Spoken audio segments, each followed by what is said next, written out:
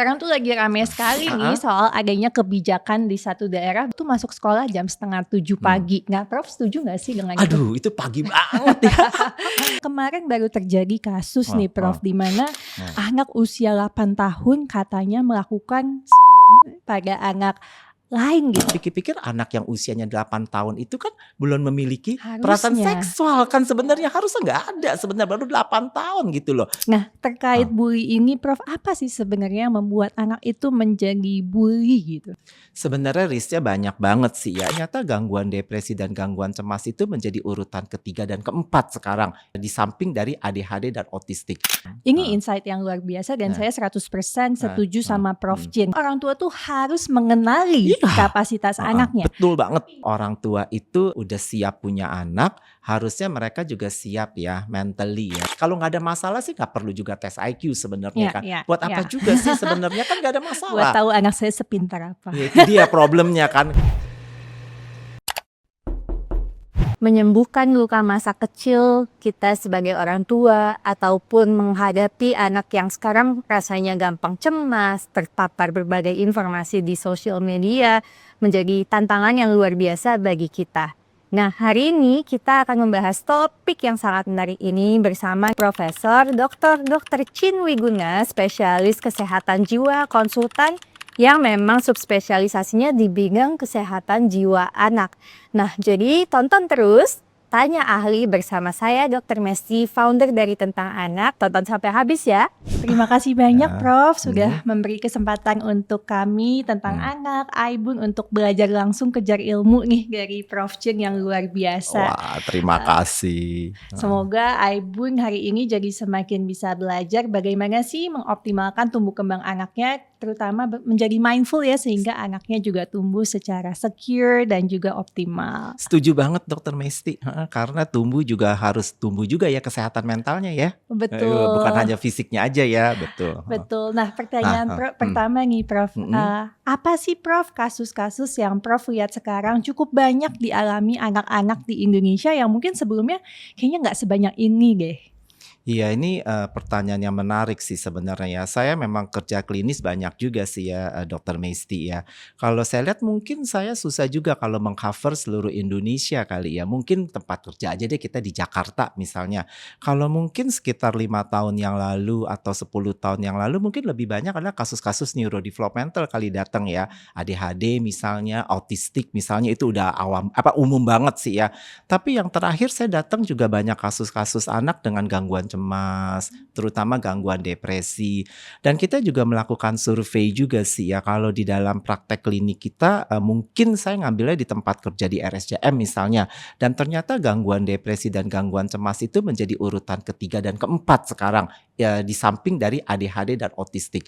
Dan saya rasa ini adalah peningkatan yang cukup drastis juga ya dalam 5 tahun 10 tahun terakhir ini sih Dr. Mesty. Oh, menarik sekali ya Prof ya. Nah, Karena ngomong-ngomong soal cemas ini saya merasa cukup relate nih. Hmm. Anak saya masih TKB bisa bilang, "Bunda, I'm so nervous. I don't think I'm good enough." Wow, Kayak itu kayak omongan kita kan nggak SMA Iya gitu betul, ya. Kenapa you don't feel good? Iya, because Hmm. Miss said yang bagus tuh si A gitu. Nah, apakah ini juga jadi tren sekarang ketika anak-anak usia TK, SD awal tuh sudah mulai cemas gitu, Prof? Nah iya, ini menarik banget ya fenomena ini ya kalau kita ngelihat sebenarnya ya. Kenapa sih kok mereka jadi cemas? Cemas itu kan berarti kan tadi apalagi anaknya Dr. Mesty mengatakan bahwa I'm not good enough. Berarti dia mulai membanding-bandingkan diri dia kan sebenarnya kan ya. Menurut saya biasanya perbandingan diri itu biasanya di usia remaja.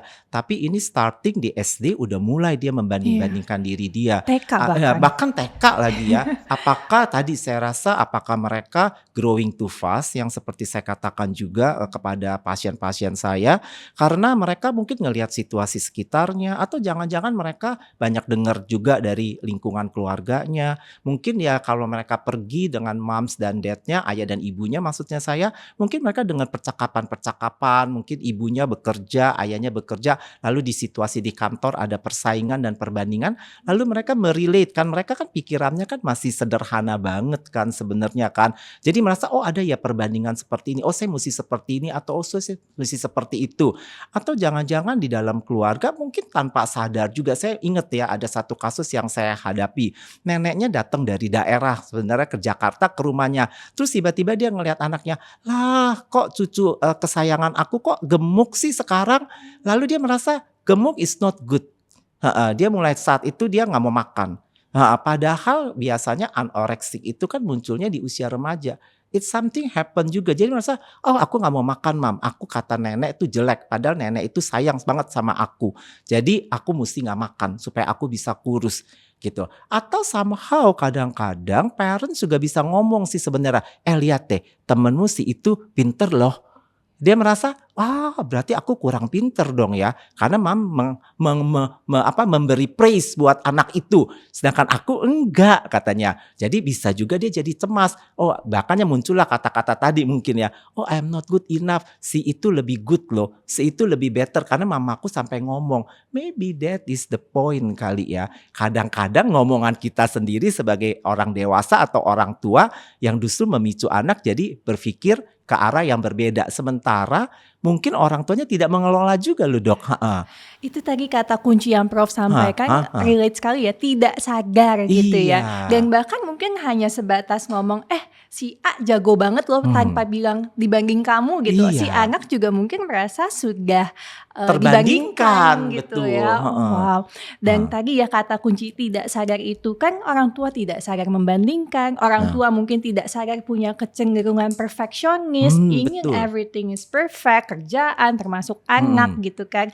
Akhirnya karena mungkin ya tidak ada orang yang perfect, orang tua tidak sengaja marah sama anaknya kelepasan. Ini banyak banget nih netizen yang bertanya, bagaimana nih ketika kami sudah tidak sengaja kelepasan marah, menghukum anak atau kasar mungkin sama anak, apa yang akan terjadi pada anak dan bagaimana memperbaikinya? Wah ini pertanyaan yang luas banget sih ya dok ya. Sebenarnya yang menarik adalah mungkin ketika kita berkata tidak tepat, kita mungkin marah, sebenarnya nggak ada salah juga say sorry kali ya. Saya rasa itu paling penting banget kan ya. Kadang-kadang buat orang tua itu berat banget untuk mengatakan minta maaf. Masa sih saya orang tua harus minta maaf sama anak? Itu seringkali saya dengar juga dari orang tua sih sebenarnya. Tapi menurut saya itu kunci utama kali ya. Bahwa kita juga meminta maaf kepada anak secara tidak sadar. Kita juga ngajarin anak kan. If you do something wrong, then say sorry is fine. Jadi menurut aku mungkin yang pertama adalah mesti minta maaf. Memang penting banget kata-kata yang udah diucapkan gak bisa ditarik, gak ada erasernya karena udah kedengeran, udah direkam semuanya, gak ada erasernya. Tetapi kalau setelahnya dia minta maaf, setelahnya diberikan penjelasan, mungkin anak think twice kali ya, berpikir kali, oh mamaku minta maaf, mamaku kasih penjelasan, maybe this is, ya memang itu bukan yang dia maksud sih. Walaupun pasti dia masih mengelola pikirannya. Nah oleh karena itu the next step adalah orang tuanya harus menunjukkan bahwa apa yang aku ucapkan tuh memang salah. Dan aku mau menjadi lebih baik dan tunjukkan kepada anaknya bahwa dia mau lebih baik. Kan anak merasa juga. Bisa mengiris tuh katanya pengalaman-pengalaman yang buruk di masa lalu tuh bisa terhapuskan. Katanya bisa terhapuskan kalau memang dia dikasih pengalaman-pengalaman yang menyenangkan, yang benar, contoh yang baik, lama-lama katanya bisa dihapuskan. This is mental eraser kali ya. Oh wow, ini suatu insight yang luar biasa. Jadi terus semangat orang tua, yang penting setelah minta maaf lebih baik lagi dan lebih baik lagi. Betul dibuktikan banget, ke dok. anak Itu ya, yang paling Prof. penting. Ya karena saya juga baca penelitian bahwa anak yang cemas itu biasanya dari orang tua yang cemas juga gitu. Bahkan anak yang gangguan tidur, susah tidur, biasanya karena ibunya juga susah tidur. Nah jadi Prof setuju gak sih kalau kita pingin anaknya secara well-beingnya itu sehat, orang tuanya dulu nih yang harus disehatkan? Wah itu betul banget dok, karena memang ada penelitian juga yang bicarakan tentang emotional contagion. Jadi memang emosi itu ditularkan katanya dia. Tetapi bukan penyakit menular ya. Nah, ibu-ibu jangan salah, bapak ibu jangan salah tangkep ya. Tetapi ditularkan oleh karena tadi yang dokter katakan bahwa ketika kita cemas tanpa kita sadar, kita kan juga berlaku cemas kan sebenarnya kan ya. Apa yang kita ucapkan juga pasti kontennya adalah konten negatif yang cemas juga sebenarnya ya. Dengan demikian ya kembali lagi, anak itu kan kita selalu bilang, anak itu kan the great imitator. Dia kan peniru yang paling ulung sebenarnya. Apa yang terjadi dia rekam dan dia lihat. Sementara kalau kita bicara anak, kemampuan kognitifnya kan belum sampai. Dia mampu berpikir abstrak seperti kita atau remaja. Dia belum bisa berpikir luas. Pikirannya masih konkret. Jadi apa yang dia lihat, apa yang dia rekam, dan apa yang dia lakukan mungkin jadi mirip-mirip kali ya. Karena ya mereka nggak bisa membedakan dulu kan sementara itu kan. Tapi mereka itu benar-benar merasakan apa yang kita rasakan begitu, Prof? Mungkin karena misalnya saya kasih contoh aja sih. Misalnya ada orang tua yang cemas oleh karena financial issues misalnya. Lalu tanpa sadar mungkin ketika dia nganter anaknya sekolah, lalu dia ngomong sama suaminya, "Ya nih kita nih kesulitan nih uangnya dan sebagainya nih. Jadi kita harus berhemat ya." Nah, nanti anaknya mulai cemas, "Sekolahku gimana? Sekolah aku kan bayaran mahal." Apalagi ibu kadang-kadang suka ngomong, "Bayaran sekolah kamu mahal loh, uang sekolahnya Iya. mahal loh," gitu. Nah, jadi dia mulai ketakutan juga. Nanti kalau uangnya nggak kebayaran gimana ya? Nanti aku masih bisa sekolah nggak? Berarti kan dia kan cemas kan? Berarti kan kecemasan yang ada mirip tetapi isinya jadi beda kan latar belakangnya. Yang dia kekhawatiran kelangsungan hidup dia, kalau si ibu ini mungkin pikirnya nggak mikir soal sekolah, pasti sekolah dia udah punya dana cadangan, tapi untuk kelangsungan yang lain. Tetapi kan nggak sharing. Dia ngomong aja, anaknya ngerekam, anaknya mikir sendiri, lalu ketika anaknya cemas, ibunya nggak nge apa yang dicemaskan oleh anaknya. Nah, jadi tadi kan konteksnya ketika orang tua mengalami problems gitu ya. Apakah itu sebaiknya tidak dibahas di depan anak atau malah sebaiknya anak tahu tapi sama-sama mendengarkan solusinya?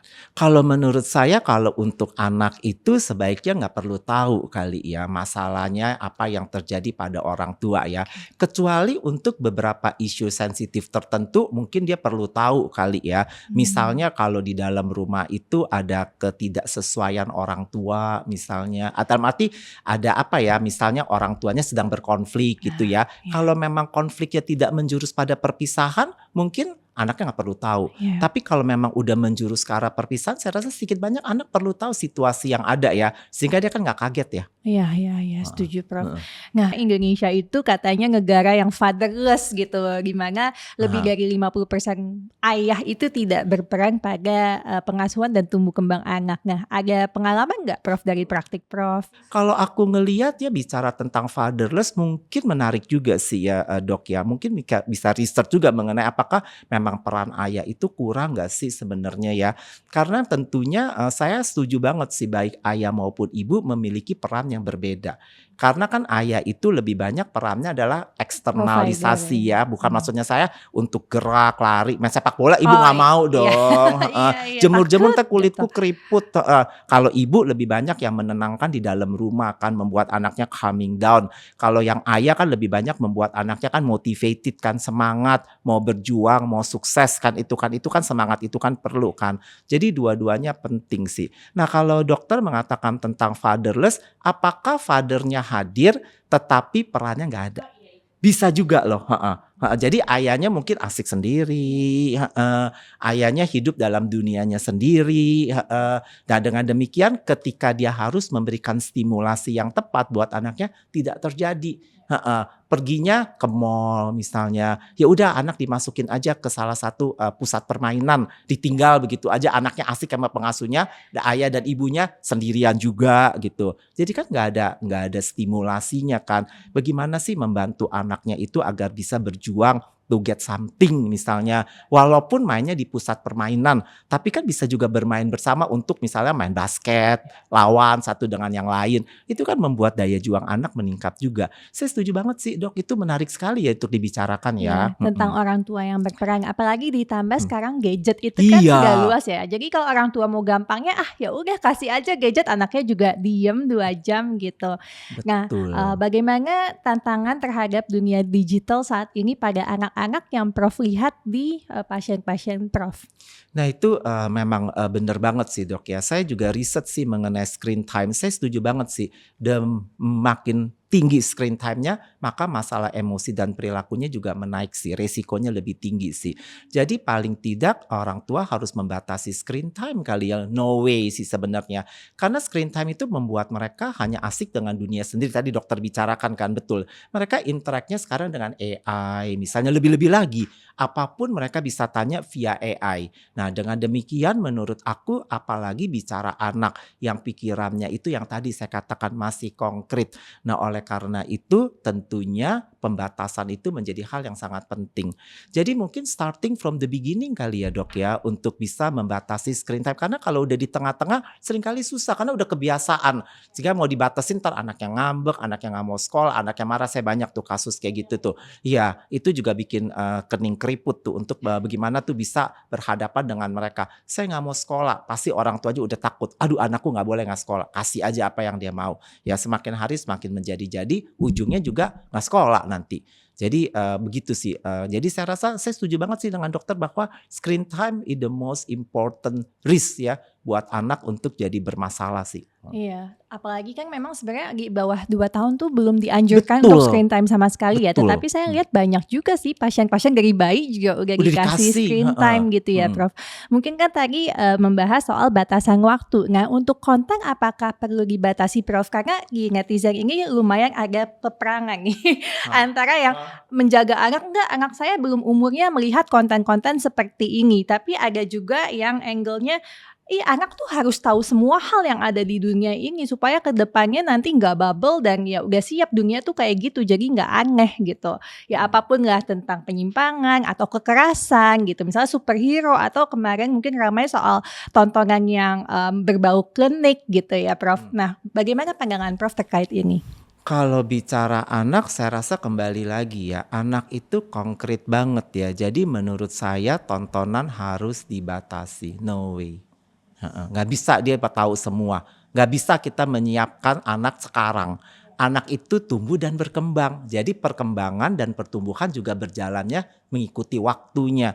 Nggak mungkin dia sekaligus bisa dikasih dalam satu saat yang sama.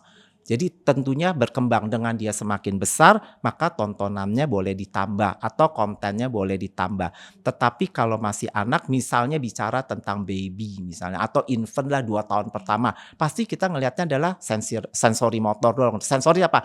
Ngelihat warna-warna, dengerin suara-suara lullaby yang menenangkan buat mereka. Tapi bukan dikasih misalnya mukbang. Misalnya.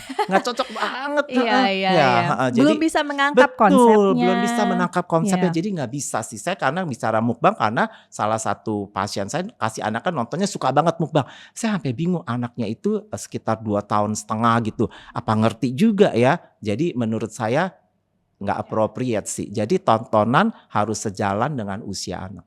Jadi saya setuju banget nih sama Prof bahwa tontonan itu perlu disesuaikan dengan tahapan perkembangannya si anak. Karena kalau enggak ya kemarin baru terjadi kasus nih Prof di mana anak usia 8 tahun katanya melakukan sodomi pada anak lain gitu yang masih di bawah umur. Apa alasannya? Iya karena enak dan dari tontonan. Karena dia kan belum memahami ya itu tindakan benar atau salah gitu ya Prof. Betul banget. Nah kalau seperti itu kan kita sebagai orang tua juga takut nih Prof. Apakah aduh jangan sampai anak saya menjadi pelaku dan jangan sampai anak saya menjadi korban. Betul. Nah jadi apa yang harus dilakukan oleh orang tua? Jadi mungkin kepada orang tua yang paling penting yang pertama adalah memperkuat ikatan keluarga dulu kali ya. Kembali lagi Mesti sedikit ke yang kasus yang tadi dokter katakan juga sih sebenarnya ya. Jadi kalau kita ngelihat sebenarnya kalau kita pikir-pikir anak yang usianya 8 tahun itu kan belum memiliki perasaan seksual kan sebenarnya harusnya nggak ada sebenarnya baru 8 tahun gitu loh. Jangan-jangan dia juga mencontoh atau dia nonton lalu dia merasa enak karena memang di 8 tahun itu memang fasenya di fase genital kan sebenarnya fase falik kan. Memang ketika dia stimulasi dia ada perasaan enak tetapi mungkin belum berpikir tentang hal-hal seksual. Makanya jadi bergesek-gesek karena dia hanya mikirin enaknya aja tapi bukan ada konsep seksualnya sebenarnya ya. Yang kedua adalah memberi kesibukan kali buat anak ya. Setuju. Itu penting banget ya kesibukan anak 8 tahun gitu loh ya. Maka tentunya kembali lagi ya memberikan stimulus baik sensorik, motorik, dia lebih aktif olahraga misalnya, kan bagus banget buat mereka kan sebenarnya ya. Yang ketiga adalah ya tentu sosialisasi sih sebenarnya penting ya, berkumpul dengan teman-teman sebaya agar mereka bisa contoh teman-teman sebayaku kayak gini loh, nggak kayak begitu loh. Dengan demikian tentunya kan membuat mereka kan jadi lebih baik kan, nggak ngeliatin orang tua atau orang dewasa bertingkah laku kan sebenarnya. Ada pendapat ya semua tergantung keluarganya, orang tuanya. Tapi kan anak itu mungkin di lingkungannya dia sekolah itu cukup lama atau bersama temannya mungkin sehari setengah harinya udah habis di sekolah. Setuju nggak sih Prof? Bagaimanapun keluarganya, lingkungan lain tuh juga tetap akan menentukan apa yang dia pikirkan, apa yang dilakukan juga. Iya bener banget sih ya. Jadi kan tadi kita bicara bahwa kalau kita bicara tentang konteks psikososial dalam arti perkembangan psikososial kalau udah 8 tahun atau udah 6 tahun sampai 12 tahun adalah berarti kan konteksnya udah sekolah. Berarti instead of orang tua udah tambah lingkungan sekolah dan lingkungan tentunya tetangga dan sebagainya. Jadi konsep psikososialnya atau konsep sosialnya atau konteksnya udah lebih luas sih sebenarnya. Ya Heeh. jadi tidak semua tanggung jawab sebenarnya di keluarga ya. Jadi penting Betul. juga tapi keluarga memilihkan lingkungan sekolah yang memang positif, Betul. Heeh. aman gitu Mm-mm. bagi si anak. Itu penting banget sih ya. Sekarang memang kita selalu menekankan sih dok ya bahwa sekolah itu harus ramah anak. Ya. Heeh. Dan ini contoh juga ya, tiba-tiba ketika kita bicara tentang sekolah saya juga mendapatkan kasus sih sebenarnya ya. Anaknya menjadi korban Bully. kekerasan dari temannya, bully bener. Tetapi pihak sekolah melindungi si bullier dan family-nya karena ada hal lain lah ya yang kita mungkin nggak tahu juga ya. Lalu si korban dan keluarga ini merasa, loh kok anak saya jadi korban kok nggak dibela sih? Berarti kan sekolahnya kan kurang ramah sama anak ya. Karena mereka tidak membuat anak itu sejajar, dalam arti sejajar itu adalah kamu ini semua sama pentingnya, kemudian sama perkembangannya, sama baiknya. Tapi ketika ada hal-hal seperti ini, jangan dikata anak yang 8-9 tahun nggak ngerasa. Bisa juga ngomong loh sama saya, iya kenapa sih itu kok nggak dihukum? Kenapa aku dipukul tapi kok aku yang dihukum? Kenapa aku yang diskors? Ya ini real case. Ya, that's a long way kita untuk ngomong kan. Makanya mungkin kesempatan ini baik juga ya untuk discuss hal itu ya. Jadi ini menarik sekali sih Prof. Karena kebetulan anak saya kan baru masuk SD mau naik kelas 2. Jadi otomatis saya lumayan banyak tuh riset sekolah. Jadi rata-rata semua sekolah yang saya tanya bagaimana tanggapannya atau tata laksana terhadap bullying. Ya nggak bisa lah dok, nggak bisa lah bu, itu dicegah pasti di mana-mana bullying tuh ada gitu. Dan biasalah anak-anak kan paling bullying fisik, nonjok itu kan biasa. Dan ada kepala sekolah bahkan yang ngomong, ya bu kalau nonjok baru sekali mah itu namanya bukan bully, orang tuanya aja yang lebay. Dan ini sekolah ternama loh, sangat kaget sih saya Prof. Iya saya juga kaget banget kalau ngelihat hal itu karena menurut aku apapun bentuknya bully atau tidak bully memukul orang itu udah salah. Iya Nah, kan masa di sekolah diajarin memukul. Iya. Somehow kemarin juga aku sempet nanya sih sama orang tuanya. Nanya deh sama kepala sekolahnya. Kebetulan kepala sekolah juga ngomong kayak gitu. Kalau anak kamu itu dipukul kamu marah gak? Iya exactly. Anakmu loh, anak kepala sekolah. Ada satu guru bahkan bilang sama ibu, persis ngomong kayak gitu. Bilangnya apa? Itu kan love message-nya anak mukul. Hah? Di mana ada love message itu mukul? Love message itu meluk masih mending. Mengelus masih mending. Tapi love message kalau udah mukul itu bukan love message, itu violence saya bilang. Sampai orang tua juga, iya ya dok ya. Masa miss-nya ngomongnya gitu loh bahwa itu love message-nya anak itu. Jadi sih bahwa bagaimana sekarang anak itu bisa hidupnya gak cemas. Kalau di sekolah modelnya kayak gitu. Wah ini menarik banget bicaranya. Dan ini kan bahaya sekali ya Prof. Ini bandwagon fallacy gimana menormalisasi hal-hal yang udah jelas gak baik. Tapi karena banyak yang melakukan dianggap biasa dan harusnya gak boleh gitu. Nah terkait bully ini Prof. Apa sih sebenarnya yang membuat anak itu menjadi bully gitu? Sebenarnya risknya banyak banget sih ya. Itu kan sebenarnya bully itu kan violence ya. Sebenarnya kalau kita ngelihat ya dalam beberapa literatur atau dalam beberapa hal yang saya baca sih, bisa juga sebenarnya persecutornya atau pembulinya itu jangan-jangan memang low self esteem juga kan sebenarnya ya. Makanya dia mencari kekuatan untuk membuli anak-anak lain, menunjukkan aku punya authority. Jangan-jangan di rumah dia nggak menjadi Jangan-jangan anak yang dibully nggak dianggap juga. atau dibully, bukan dibully, di rumah dia ada violence sama keluarganya Oh, sebenarnya atau iya. orang tuanya. Akibatnya ya dia merasa bahwa dia selalu ditekan di rumah, maka dia juga menekan anak lain. Itu bisa juga sih sebenarnya. Atau seringkali juga adalah korban bully jadi pelaku bully. Jadi dua-duanya akhirnya dia lakukan karena dia balas dendam kan. Bisa juga terjadi sih buat anak-anak karena mereka kan masih simple mind ya sebenarnya ya. Nah, kalau yang Prof lihat sendiri nih, Mm-mm. anak-anak yang percaya diri, kan kita sering ya ketemu Iya pasien betul, tiba-tiba ada anak yang secure betul. banget, Ha. percaya diri Mm. banget, curious Heeh. banget gitu ya. Apa sih Prof yang membedakan dari pengasuhannya yang Prof lihat anak-anak ini? Kalau anak-anak yang cukup quite secure ya aku lihat yang percaya diri kayak gitu ya pola pengasuhan utama adalah orang tuanya seringkali memberikan mereka praise ya. Bahwa apapun yang mereka capai mereka selalu dipuji. Wah you are good ya. Wah kita bangga ya atas pencapaian kamu ya. Masalahnya mungkin buat Asian family Asian kali ya lebih cocok bukan Indonesian. Asian family kadang-kadang susah banget untuk memuji. Selalu bilangnya kenapa anaknya gak dipuji sih bu? Kalau saya puji nanti dia besar kepala gimana? Ya. Tapi ini kan jadi gejolak orang tua juga ya Nah. Prof. Takut anaknya terlalu nyaman, merasa cukup, akhirnya juga jadi gampang nyerah. Tapi di satu sisi takut anak jadi cemas karena selalu kurang, harus tambah hebat lagi. Jadi harus gimana Ya Prof? sebenarnya tadi saya bilang praise kan kita selalu bilang wah kamu hebat banget ya. Tapi tergantung dari capacity anak juga nggak sih sebenarnya dok ya. Kalau anaknya memang kita tahu memang grade-nya adalah 70, ya udah dong kita kan nggak maksa dia jadi 90 kan. Dia nggak bisa nyampe nanti. Ya itu yang bikin dia jadi cemas dan takut terus kan. Kalau memang kita tahu bahwa capacity anak kita itu adalah 90, ya udah kita push sampai dia you get 90.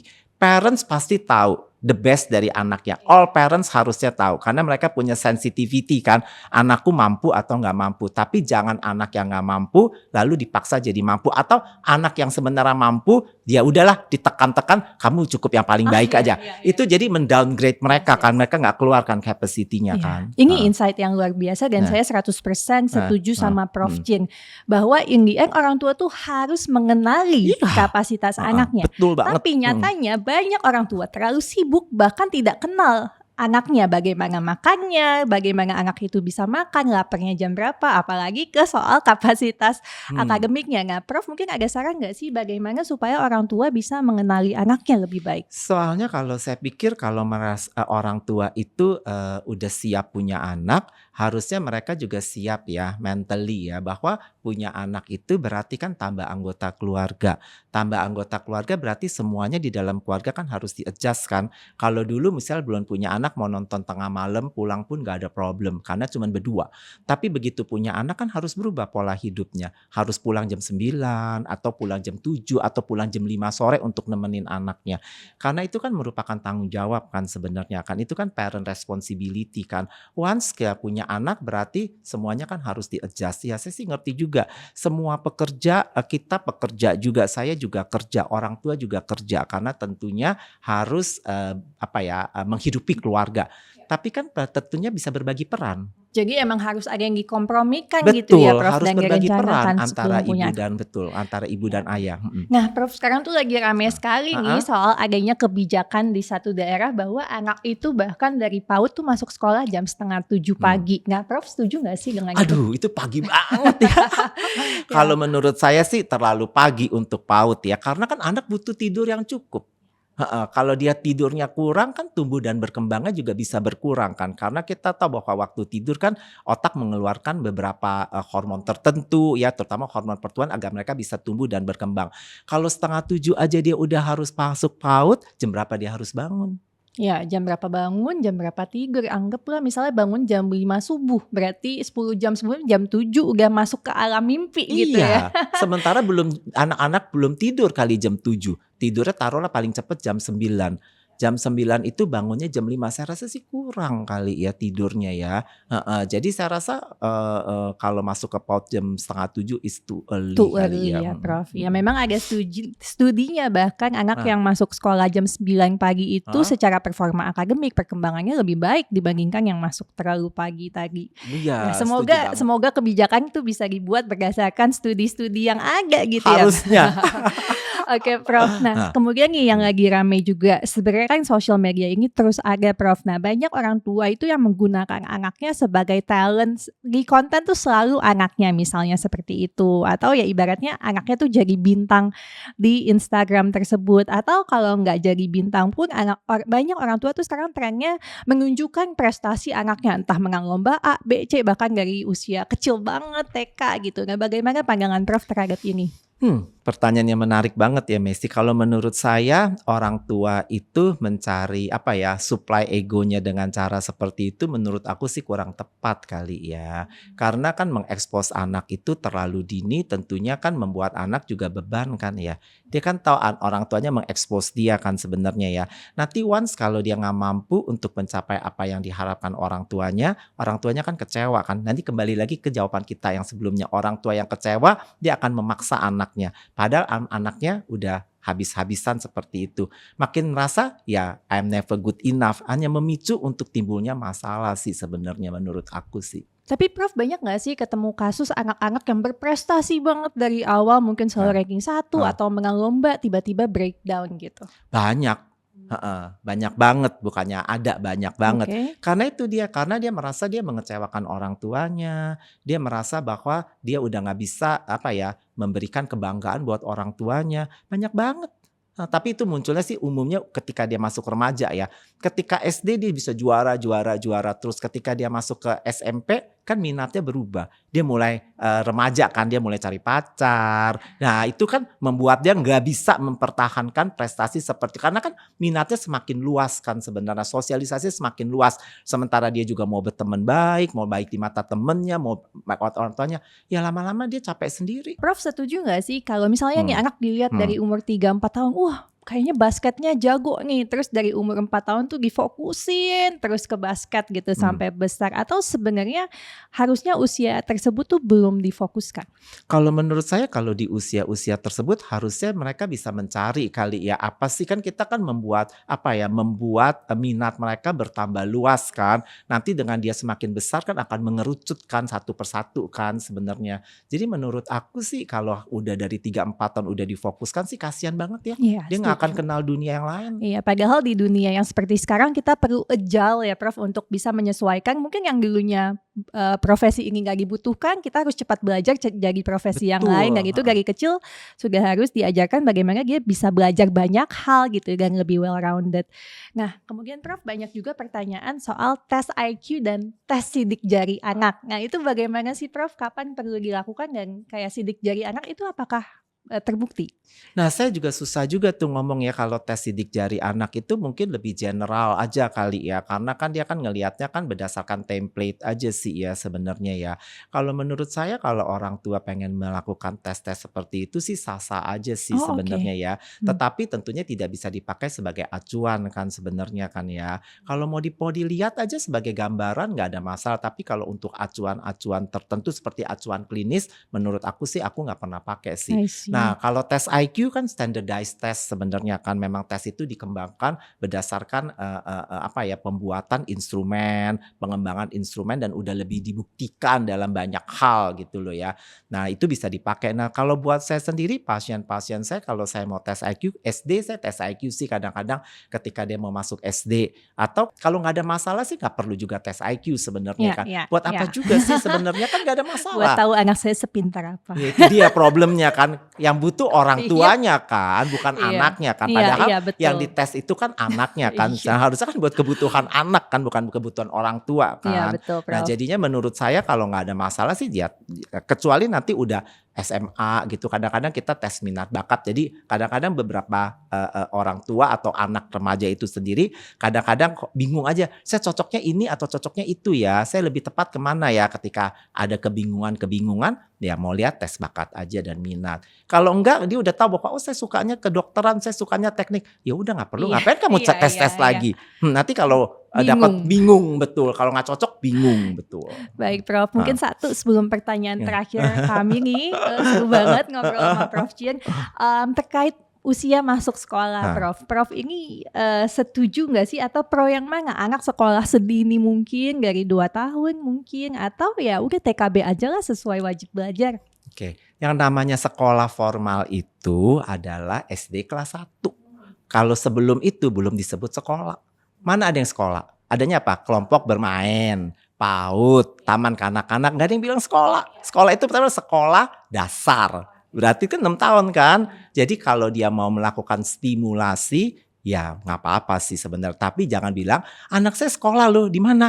PAUD. Lah itu bukan sekolah. Prasekolah. Itu prasekolah, itu hanya untuk menstimulasi mereka. Kalau anaknya siap ya nggak problem sih sebenarnya. Kalau orang tuanya mampu ya silakan. Tetapi kalau kita bilang kapan sih masuk sekolah? Ya SD kelas 1, sekolah dasar, primary school. Itu pertama kali. Makanya kalau kita keluar negeri, makanya itu nggak pernah dibilang sekolah. Jadi kembali lagi ke kemampuan orang tua, kesiapan ada stimulasi atau enggak di rumah. Kalau enggak ada ya mungkin ya distimulasi di PAUD misalnya ya Iya, Prof. betul. Oke, mungkin pertanyaan terakhir nih Prof. Terima kasih banyak ilmu-ilmunya, Sama-sama. luar biasa sekali. Apa sih pelajaran parenting yang mungkin enggak ada di textbook kesehatan jiwa, kesehatan anak gitu yang Prof lihat dari praktik Prof sehari-hari yang pingin banget Prof sampaikan ke Aibun? Wah, itu very tricky question ya sebenarnya ya. Sebenarnya nggak ada juga sih Dok. Apapun pasti ada di textbook, apapun pasti ada di mana-mana sih sebenarnya. Tapi buat saya tadi yang saya katakan sih bahwa yang paling penting adalah orang tua kenal kali sama anaknya ya. Yang paling penting sih sebenarnya ya. Sejak dalam kandungan pun harusnya ibu udah mengenali anaknya. Dalam arti mengenali itu adalah mengenali respon emosi anaknya kali ya.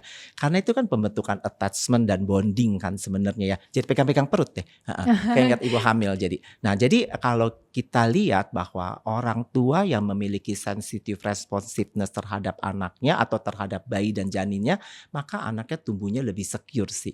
Makanya itu yang paling penting sih jadinya menurut saya. Jadi orang tua harus belajar bagaimanapun untuk bisa memahami kebutuhan anaknya dan memahami anaknya seutuhnya sih. Luar biasa. Terima Ya, kasih banyak sama-sama. Prof Chin untuk ilmunya yang banyak banget yang saya yakin Aibun bisa langsung mengaplikasikan supaya anaknya tumbuh secure dan Aibun semakin mengenali anak-anaknya.